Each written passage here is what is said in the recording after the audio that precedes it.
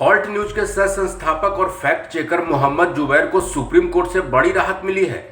सीतापुर मामले में जुबैर की अंतरिम जमानत अगले आदेश तक जारी रहेगी। सुप्रीम कोर्ट ने सीतापुर मामले में अंतरिम जमानत बढ़ा दी है। इस मामले में यूपी पुलिस 4 हफ्ते में जवाब दाखिल करेगी और अगली सुनवाई 7 सितंबर को होगी। बड़ी बात यह है कि मोहम्मद जुबैर को सिर्फ सीतापुर मामले में राहत मिली है। इसका लखीमपुर और दिल्ली के केस पर कोई असर नहीं पड़ेगा। दरअसल हिंदू शेर सेना के सीतापुर के जिलाध्यक्ष भगवान शरण ने 1 जून को धार्मिक भावनाएं आहत करने पर जुबैर के खिलाफ शिकायत दर्ज कराई थी। जुबैर ने बजरंग मुनि, यति नरसिंहानंद और आनंद स्वरूप को ट्विटर पर लिखा था, घृणा फैलाने वाला। हिंदू शेर सेना के जिलाध्यक्ष भगवान शरण की शिकायत पर जुबैर के खिलाफ मामला दर्ज किया गया था। जुबैर को 27 जून को दिल्ली पुलिस ने धार्मिक भावनाएं आहत करने के आरोप में गिरफ्तार किया था। दूसरी तरफ जुबैर की अर्जी पर पटियाला हाउस कोर्ट में 14 जुलाई को सुनवाई होगी। वैमनस्यता फैलाने के आरोप में दिल्ली में दर्ज केस पर सुनवाई को पटियाला हाउस सेशन कोर्ट ने 14 जुलाई तक के लिए टाल दिया है।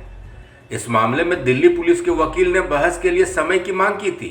मोहम्मद जुबैर की तरफ से पेश हुए वकील ने कहा कि 2 दिनों के लिए मामले को टालना सही नहीं है। चीफ मेट्रोपॉलिटन मजिस्ट्रेट से जमानत अर्जी खारिज होने के बाद जुबैर ने सेशन कोर्ट में चुनौती दी है। साल 2018 में किए गए एक ट्वीट के कारण मोहम्मद जुबैर पर धार्मिक भावना आहत करने और नफरत फैलाने का आरोप लगाया गया है। इसी मामले में उनकी गिरफ्तारी भी हुई है। जुबैर के खिलाफ सबूतों से छेड़छाड़ का मामला भी दर्ज किया गया है। मोहम्मद जुबैर के वकील का कहना है कि जिस ट्वीट के चलते गिरफ्तारी हुई है वो 2018 में किया गया था। ये 1983 में आई ऋषिकेश मुखर्जी की फिल्म किसी से न कहना का सीन है। ये फिल्म सबने देखी है। इस फिल्म पर कोई रोक नहीं है। मोहम्मद जुबैर ने ट्वीट किया, वैसा बहुत सारे लोगों ने किया, लेकिन सिर्फ जुबैर के खिलाफ कार्रवाई हुई है। इसके पहले यूपी की लखीमपुर कोर्ट ने आपत्तिजनक ट्वीट से जुड़े मामले में ऑल्ट न्यूज के सह संस्थापक मोहम्मद जुबैर को 14 दिनों की न्यायिक हिरासत में भेजा था। इसके बाद मोहम्मद जुबैर को 25 जुलाई तक न्यायिक हिरासत में भेज दिया गया था। इससे जुड़ी जमानत याचिका पर 13 जुलाई को सुनवाई की जाएगी। मोहम्मद जुबैर को 27 जून को धार्मिक भावनाओं को चोट पहुंचाने के आरोप में गिरफ्तार किया गया था। जुबैर की गिरफ्तारी के बाद विपक्षी दलों ने केंद्र सरकार को घेरा था। विपक्षी दलों ने आरोप लगाए थे कि बदले की राजनीति के कारण मोहम्मद जुबैर के खिलाफ मामला दर्ज किया गया है। जुबैर के खिलाफ मामला पूरी तरह से राजनीति से प्रेरित है। देश के कई राज्यों में भारी बारिश और बाढ़ से लोगों का बुरा हाल है। गुजरात में तो बारिश और बाढ़ की वजह से बीते 24 घंटे में 63 लोगों की जान चली गई। बारिश से प्रभावित 10,000 से ज़्यादा लोगों को सरकार ने सुरक्षित स्थानों पर भेजा है। 8 जिलों में रेड अलर्ट जारी किया है। इसी तरह मध्य प्रदेश और कर्नाटक में भी बारिश ने मुसीबत बढ़ा दी है। मौसम विभाग ने आज उत्तराखंड और केरल में भी बारिश का अलर्ट जारी किया है। वहीं महाराष्ट्र में अब तक 76 लोगों की मौत हो चुकी है, तो वहीं 6 जिलों में मौसम का रेड अलर्ट जारी है। शहर शहर आफत बरस रही है। नदियां उफान पर हैं। अगले 72 घंटे लोगों पर भारी है। आपको बता दें, गुजरात में अंबिका नदी के तट पर अचानक बाढ़ के कारण सरकारी कर्मचारी फंस गए। बाद में वलसाड़ के कलेक्टर ने भारतीय तटरक्षक को सूचना दी और मदद मांगी। आईसीजी के एक अधिकारी ने बताया कि चेतक हेलीकॉप्टर के जरिए अभियान चलाया गया। तेज हवाओं और भारी बारिश के चलते थोड़ी परेशानी जरूर आई, मगर 16 लोगों को बचा लिया गया। वहीं वलसाड़ जिले के कलेक्टर ने भारी बारिश को देखते हुए सभी स्कूल और कॉलेज 12 जुलाई को बंद रखने के आदेश दिए हैं। गुजरात सरकार के मुताबिक राज्य में सोमवार शाम 6 बजे तक भारी बारिश की वजह से 10,700 लोगों को सुरक्षित स्थानों पर पहुंचाया गया है। बारिश का दौर थमा नहीं है। गृह मंत्री अमित शाह ने गुजरात में बाढ़ को लेकर ट्वीट किया और कहा, गुजरात के अलग अलग क्षेत्रों में भारी बारिश के चलते उत्पन्न हुई बाढ़ जैसी परिस्थितियों के संदर्भ में मैंने मुख्यमंत्री भूपेंद्र पटेल जी से बात की और मोदी सरकार की ओर से हर संभव मदद का आश्वासन दिया। गुजरात प्रशासन एसडीआरएफ और एनडीआरएफ प्रभावित लोगों तक तत्काल मदद पहुंचाने में लगे हैं। आपको बता दें, गुजरात में नर्मदा नदी में बाढ़ आ गई है। यहाँ डोडियापाड़ा और सतबारा में 8 घंटे में 17 इंच बारिश हुई है, जिसके चलते करजन डैम के 9 गेट खोल दिए गए हैं। इन्हीं 9 गेट से 2,10,000 क्यूसेक पानी छोड़ा जा रहा है। ऐसे में भरूच और नर्मदा जिले के लो लाइन एरिया में अलर्ट जारी किया गया है। भरूच के 12 और नर्मदा के 8 गांव को अलर्ट मोड पर रखा गया है। यहाँ बाढ़ से हालात बिगड़ने की आशंका है। दरअसल करजन नदी का पानी सीधा नर्मदा नदी में मिलता है, जिसके चलते भरूच के पास नर्मदा में लेवल में बढ़ोतरी होगी। गुजरात में अगले 24 घंटे में भारी बारिश का अलर्ट जारी किया गया है।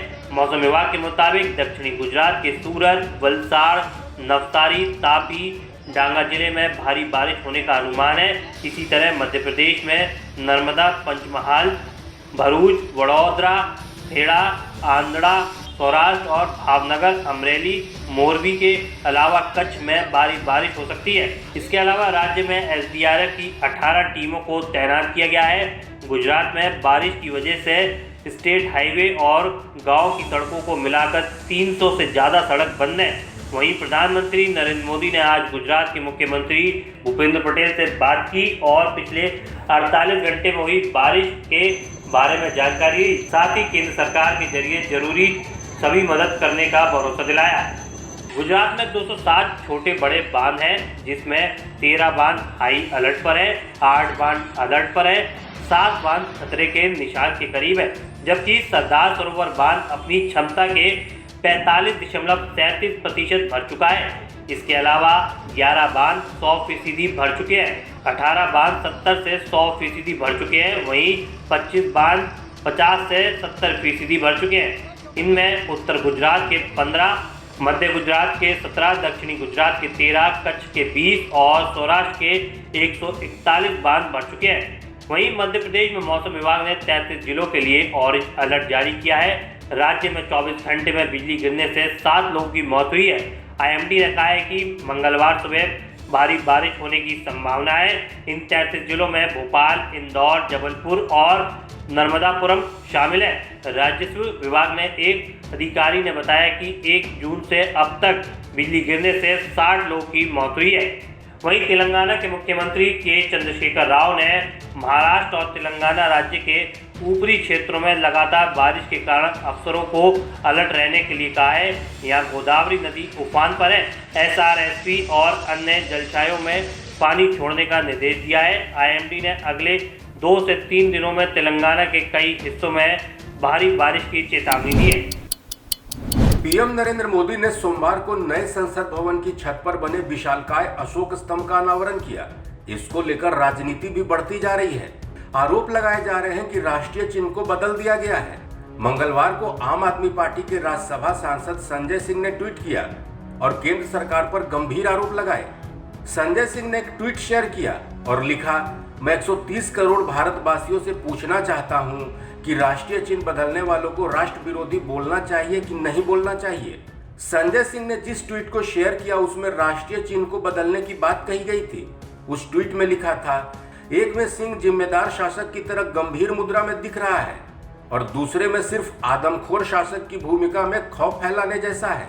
संजय सिंह के ट्वीट पर बीजेपी नेता कपिल मिश्रा ने जवाब दिया। तंज भरे लहजे में कपिल मिश्रा ने रिप्लाई किया, संजय सिंह जी, भगवंत मान जी वाली दवाई पीकर ट्वीट मत किया कीजिए, आप झेल नहीं पाते। अशोक चिन्ह के शेर को आप आदमखोर कहकर आप केवल खुद की बची खुची इज्जत का केजरीवाल बनवा रहे हो। बताते चले कि एक दिन पहले सोमवार को पीएम मोदी ने नए संसद भवन की छत पर बने राष्ट्रीय प्रतीक चिन्ह का अनावरण किया था। इसको लेकर एआईएमआईएम चीफ असदुद्दीन ओवैसी ने भी पीएम मोदी के हाथों राष्ट्रीय चिन्ह के अनावरण पर आपत्ति जताई थी। ओवैसी ने कहा था कि यह अधिकार लोकसभा के स्पीकर का है। संविधान में संसद, सरकार और न्यायपालिका की शक्तियों को अलग अलग दर्शाया गया है। सरकार के प्रमुख के रूप में पीएम मोदी को नए संसद भवन के ऊपर राष्ट्रीय प्रतीक का अनावरण नहीं करना चाहिए था। यह लोकसभा स्पीकर के अधिकार क्षेत्र में आता है। स्पीकर सरकार के अधीन नहीं है। ओवैसी ने आरोप लगाया था कि पीएम मोदी ने सभी संवैधानिक मानदंडों का उल्लंघन किया है। पीएम मोदी सरकार के मुखिया हैं, लोकसभा के नहीं, इसलिए उन्हें यह अनावरण नहीं करना चाहिए था। बताते चले कि पीएम मोदी ने नए संसद भवन के प्रतीक चिन्ह का अनावरण किया था। इस दौरान लोकसभा के स्पीकर ओम बिरला भी विशेष रूप से मौजूद रहे। प्रतीक चिन्ह के अनावरण के बाद पीएम मोदी ने श्रमिकों से बातचीत भी की थी। पीएम मोदी ने जिस प्रतीक चिन्ह का अनावरण किया है वो 9,500 किलो वजनी है। इसकी ऊंचाई 6.5 मीटर है। इसे नए संसद भवन के शीर्ष पर बनाया गया है। इसके अनावरण के बाद ही सियासी बयानबाजी बढ़ गई है। ओवैसी से लेकर संजय सिंह तक केंद्र की मोदी सरकार को घेर रहे हैं। मंगलवार को आम आदमी पार्टी के सांसद संजय सिंह ने केंद्र सरकार पर प्रतीक चिन्ह को बदलने के आरोप लगा दिए, जिसका जवाब बीजेपी नेता कपिल मिश्रा ने दिया। राष्ट्रपति चुनाव को लेकर शिवसेना किसकी साइड लेगी, इस पर उद्धव ठाकरे ने अब तक सस्पेंस बरकरार रखा हुआ था, लेकिन इस मामले पर आखिरकार उद्धव खेमे में सुगबुगाहट हुई है। बताया जा रहा है कि उद्धव ठाकरे ने राष्ट्रपति पद के उम्मीदवार के लिए किसी और को नहीं बल्कि एनडीए उम्मीदवार द्रौपदी मुर्मू को समर्थन देने का मन बनाया है। सूत्रों के हवाले से जो जानकारियां मिल पा रही हैं, उसके मुताबिक इस सिलसिले में जल्दी ही शिवसेना कार्यालय की ओर से भी औपचारिक घोषणा कर दी जाएगी। चर्चाओं के मुताबिक पार्टी के वरिष्ठ नेता संजय राउत उद्धव ठाकरे के इस फैसले से सहमत नहीं थे और वे विपक्षी दलों की संयुक्त सहमति से मैदान में उतरे राष्ट्रपति पद के उम्मीदवार यशवंत सिन्हा को समर्थन देने के पक्ष में थे। लेकिन सूत्रों के मुताबिक उद्धव ठाकरे मुर्मू को ही समर्थन देने के फैसले पर टिके रहे।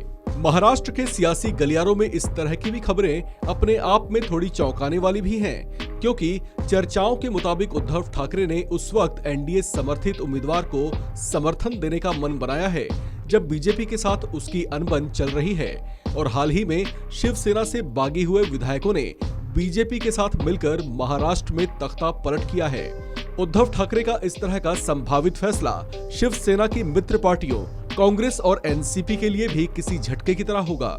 हालांकि इस बीच शिवसेना नेता संजय राउत ने एक ट्वीट कर कहा है कि अगर शिवसेना एनडीए की राष्ट्रपति पद की उम्मीदवार द्रौपदी मुर्मू को अपना समर्थन देती भी है तो इसका मतलब ये बिल्कुल भी नहीं होगा कि वो बीजेपी का किसी तरह से पक्ष या समर्थन कर रही है। हालांकि पार्टी का फैसला क्या होगा वो अगले 1-2 दिन में पता चल जाएगा। वहीं संजय राउत ने अपने एक दूसरे ट्वीट में ये भी कहा कि पार्टी की शुभेच्छा विपक्षी दल के उम्मीदवार यशवंत सिन्हा के साथ भी है। उन्होंने बताया कि पहले उन्होंने प्रतिभा पाटिल को समर्थन दिया था, जो कि एनडीए की उम्मीदवार नहीं थी। उसके बाद उनकी पार्टी ने प्रणब मुखर्जी को भी राष्ट्रपति पद के उम्मीदवार के तौर पर समर्थन दिया था और वे भी एनडीए के उम्मीदवार नहीं थे। संजय राउत ने कहा कि शिवसेना किसी भी तरह से दबाव में आकर कोई फैसला नहीं करेगी। महाराष्ट्र के सियासी गलियारों में उद्धव ठाकरे का द्रौपदी मुर्मू को समर्थन देने की सुगबुगाहट को लेकर कहा जा रहा है कि उनका इस तरह का संभावित फैसला तब बना है जब हाल ही में पार्टी के सांसद राजेंद्र गावित और राहुल छेवाले ने उद्धव ठाकरे को बाकायदा एक चिट्ठी लिख एनडीए उम्मीदवार द्रौपदी मुर्मू को समर्थन देने की अपील की थी। बताया जा रहा है कि उद्धव ने उनके अनुरोध को स्वीकार कर उन्हें आश्वासन दिया था।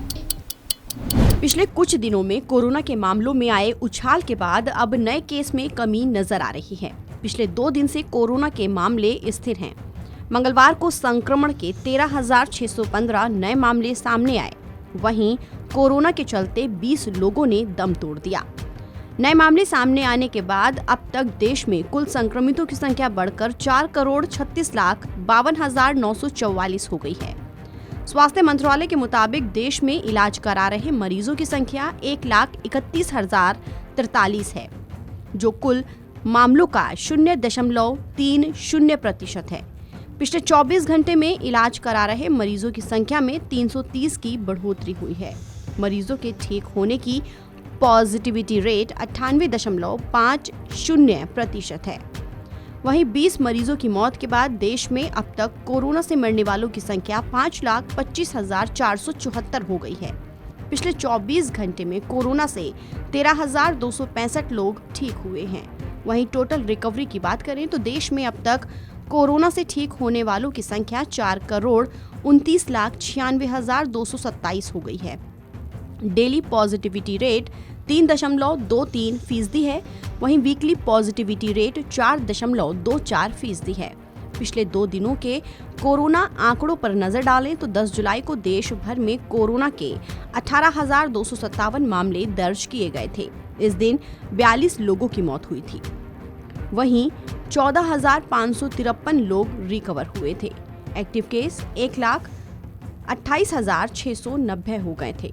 वहीं इससे पहले 9 जुलाई को कोविड-19 की वजह से 43 मरीजों की मौत हो गई थी। इस दिन 18,840 नए केस दर्ज किए गए थे। आपको बता दें कि भारत में कोरोना वैक्सीनेशन का आंकड़ा 199 करोड़ हो गया है। सोमवार को 10 लाख से ज्यादा वैक्सीन की खुराक लोगों को दी जा चुकी है। वैक्सीनेशन की टोटल संख्या की बात करें तो अब तक देश में कोरोना वैक्सीनेशन की 199 करोड़ 59,536 लोगों को वैक्सीन की खुराक दी जा चुकी है। राष्ट्रीय राजधानी दिल्ली में कोरोना के आंकड़ों की बात करें तो पिछले कुछ दिनों में कोरोना के मामले में कमी लगातार दर्ज की जा रही है। दिल्ली में पिछले 24 घंटे में कोरोना के 280 नए मामले रिपोर्ट किए गए हैं, जबकि पिछले 24 घंटे में एक मरीज की मौत भी नहीं हुई है। राजधानी में एक्टिव मरीजों की संख्या घटकर 1942 हो गई है। जिन राज्यों में कोरोना संक्रमण के सबसे ज्यादा मामले सामने आ रहे हैं उनमें केरल अब भी पहले स्थान पर है। केरल से कोरोना संक्रमण के 2,532 नए मामले सामने आए हैं। इस बीच 3 मरीजों की कोरोना से मौत हुई है। राज्य में एक्टिव मरीजों की संख्या 26,643 है, तो वहीं तमिलनाडु में 2,448 नए मामले दर्ज किए गए हैं। वहीं एक्टिव मरीजों की संख्या 2,000 से ज्यादा है। केरल और तमिलनाडु के बाद पश्चिम बंगाल से कोरोना के सबसे ज्यादा मामले सामने आए हैं। यहां 1,915 नए मामले रिपोर्ट किए गए। वहीं इनके बाद महाराष्ट्र में सोमवार को कोरोना संक्रमण के 1,189 नए मामले दर्ज किए गए और 2 मरीजों की कोरोना की वजह से मौत हो गई। महाराष्ट्र में फिलहाल एक्टिव मरीजों की संख्या 18,027 है। भले ही भारत में कोरोना के केस में कमी आई है, लेकिन हमें अभी भी सतर्क रहने की जरूरत है। फिलहाल इस खबर में इतना ही। देश और दुनिया की तमाम खबरों के लिए आप बने रहिए वन इंडिया हिंदी के साथ।